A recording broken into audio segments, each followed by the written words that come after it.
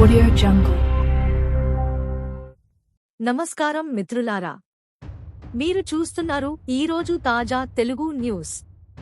America, Iran దేశాల మధ్య ఉద్రిక్తతలు క్రమంగా తగ్గుతున్నాయి.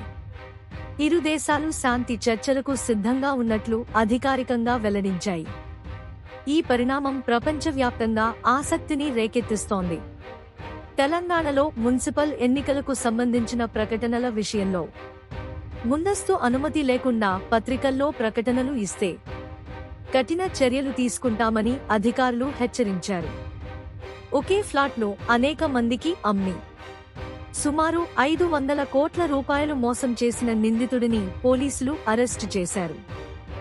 సోషల్ మీడియా స్కామ్లు రోజు రోజుకీ పెరుగుతున్నాయి. ఓటీపీలు, బ్యాంక్ వివరాలు ఎవరితోనూ పంచుకోవద్దని ప్రజలకు అధికారులు సూచించారు. ఇది పెద్ద రియల్ ఎస్టేట్ స్కామ్గా మారింది.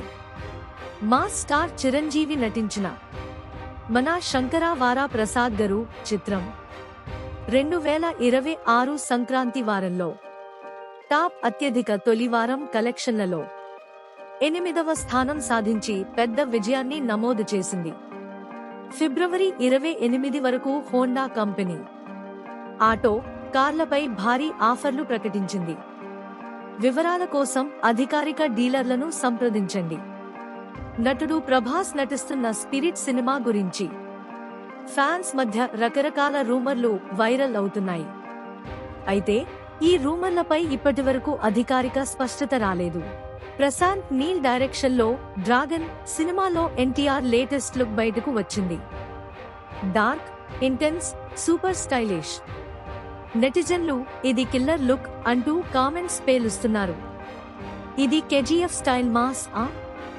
ఈ ఫోటో చూసి మీరు ఏమంటున్నారు? కామెంట్ చేయండి, లైక్, షేర్.